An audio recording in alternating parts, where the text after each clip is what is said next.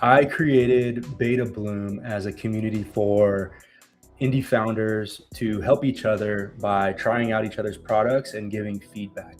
It's a feed of products that is ranked by community contributions. So the founders who are contributing the most back to the community and giving the most feedback, their products rise higher up in the feed. They get more visibility and more feedback. So anyways, what I wanted to show you, oh, and by the way, this project, BetaBloom, won the Replit Agent 4 Buildathon. It was one of the 10 category winners for this 3-week kind of buildathon.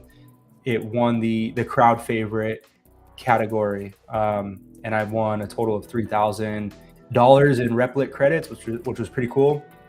So in this video, I just want to show the admin tooling and the admin dashboard that I've built for myself, all in Replit, to help facilitate day-to-day operations and admin of BetaBloom. So I've got all kinds of tools and views here. I'll go through some of my favorites. So here is my overall global platform stats view. I'm already noticing some things I should change. Like, I'm noticing that this is just past 30 days of data, which I haven't launched much more than 30 days ago, but I need to look into this and change this to all time. But anyways, I've been using this every day. I can see how many products have been published on the platform, how many users have signed up. So in just about a month, maybe a little more since launch, 130 signups, which is really cool. Almost 120 products published. The products published is really my main KPI metric that I've been looking at. I won't go into that. I'm just going to show the admin tools here. So the other thing that I can see is the number of improvements that have been suggested across products on the platform. So these are other people trying out products and suggesting an improvement on those products, almost 300. And then of those, over a third of those have actually been implemented and fixed that are addressed by the owner of those products.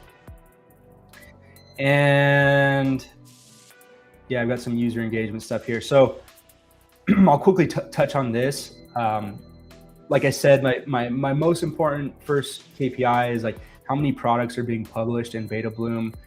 This is a sign of how much the platform is growing and something I'm really focused on improving. The other thing that's also really important is how many of those users who have published a product have actually made a suggestion on another product. If this rate is not high enough, the whole idea and concept and flywheel of BetaBloom won't work. It only works if the community is supporting each other, and it's almost at 50%, which was like the goal I had. The initial goal, I really wanted to get to at least 50%, and it's close to that as the all-time metric. It started much lower, and I noticed early on that this was not high enough, and I made a lot of focused improvements there that I could go into in another video, but it's almost at 50%, so I'm pretty happy with that for now. And here's just a timeline graph showing all these top-level KPIs day by day. Yeah, so that's helpful as well. Okay, what else do I want to show? The other thing I spend a lot of time looking at is the activity feed. I can see all the activity going on across the platform. I can see people when they're signing up, when they're publishing a product, if they're suggesting an improvement on another product, or if given suggestions are being implemented, or the status is changing to in progress, or what have you. So I could just really see what's going on and jump in and address maybe issues or kind of look at activity to see how people are using different features. So this is super helpful for me as well, just to check on the health of the community and look for potential improvements to make. This community kickstart. So this is a really important sort of gamification thing I built to make sure a lot of people are actually providing feedback, but I'm not going to dive into this one right now. Let's see, email performance, product analytics, attribution. I'm just getting started on the attribution stuff, like just starting to try and track where people are coming from. It's new, so I don't have a lot of data yet, and I'm not even sure if this is totally working yet, because I think if people come from like the X mobile app, for example, I think some of this some of this attribution data might be stripped out. So I'm trying to figure this out, but it's really nice to start to see like, where are my users, my signed up users coming from? And then I even want to see for each of these channels, what percentage of them actually go on to publish a product after signing up, and then which go on to make a suggestion on other products. So I can, at some point, I'm hoping I can see the quality of each of these channels and drive investment into a particular channel, or maybe try to fix the conversion in another one. So this is an important thing to start to have as well. I have 2 browse tools. Product browser gives me kind of an internal view of all the different products published, and I can see a lot of details on those. And then I also have a user browser as well. Newsletter. So I've got this tool for generating my weekly newsletter, where I can pull in the most recent products that have been published. I can feature those on my newsletter. I can add custom content to that newsletter before I send it out. I can send test versions of this and so on. So just to prepare my newsletter before I send it out. I've only sent one of these so far, but I'm expecting to use this weekly from here on out. And I think this will be a really good tool. I'm glad I built this. X lead scanner. I'm using that a lot right now. I will definitely show you that in this video also. Let's see, do I want to look at anything else? I'll quickly touch on this backups feature that I built. So Replit does have built-in kind of database backups, and you can restore to a specific point in time within a certain range. I think it's 7 days maybe. But I'm a little bit being cautious, just in case there's some issue with Replit's database backup system at any point. I built in my own daily database backup. It does a SQL dump of my database. It saves it into Google Cloud Storage. I've got a history of those. I'm retaining them for, I think, like 30 days. And at any point, I could download one of those if I ever needed to restore to one of those backups. Yeah, so I'm glad I have that. It makes me feel a little bit better, and I recommend other people doing something similar. Okay, let's see, tagging. Yeah, I think the one that I want to jump into now is this X lead scanner. So something I've started doing just recently is finding people who are posting about their projects on X, and I go and do a live review of their project. I look at it with fresh eyes. I live stream it. I just give honest feedback on their landing page. I try to use the product if I can and give feedback on that. And it's all live streamed. It's on YouTube. I'm going to start live streaming on X also.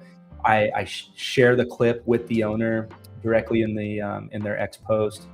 And I've only done a couple of these, but I'm gonna be doing more and more.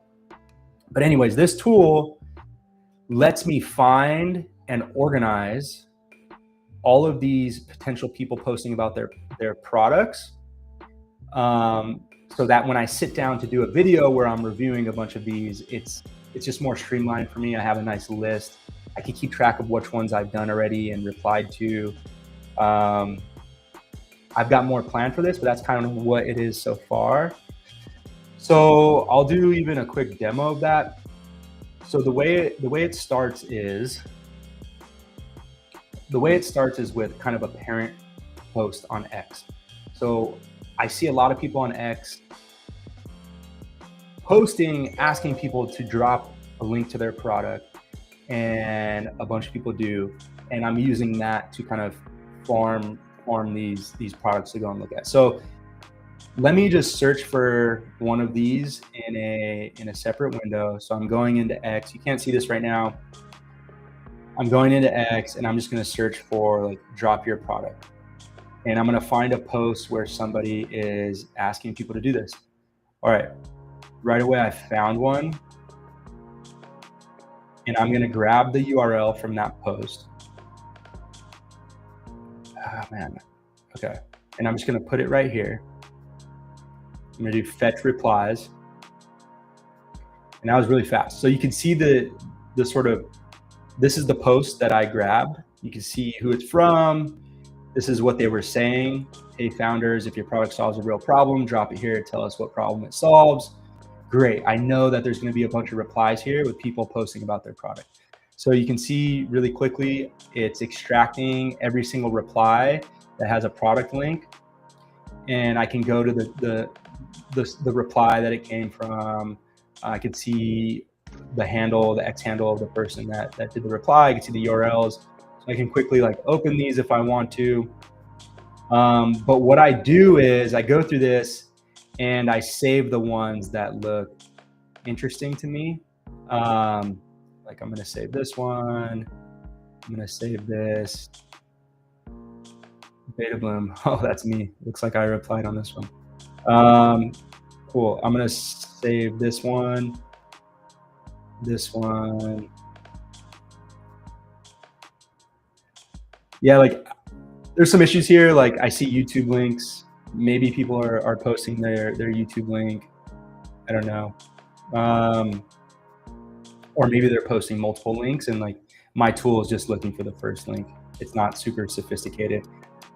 Manshovel.com. Okay, that sounds funny. So anyways, I'm just giving you a gist of the product here. I've saved a bunch of these. Let me go through, get a couple more. Yeah. This one. Okay, cool. And then I go to saved leads, and I can see all of these potential products to do live reviews of are saved for me. I can filter by ones that I've already replied to. So here's some that I've already done reviews of, and I've sent those reviews to the owners on X. And then I can see the ones that are new. And the other thing I'm doing is grabbing some Open Graph tags from those products as well. So I can see the title, description, I can see a little image. It just helps me get a quick snapshot of what these things are before I jump in and do a review. And let me see.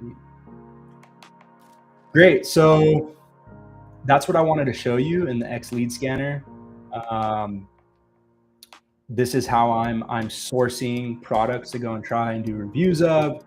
I'm going to be doing a lot more of these and just posting them on X and kind of see what happens. I'm hoping that this is helpful for these product founders.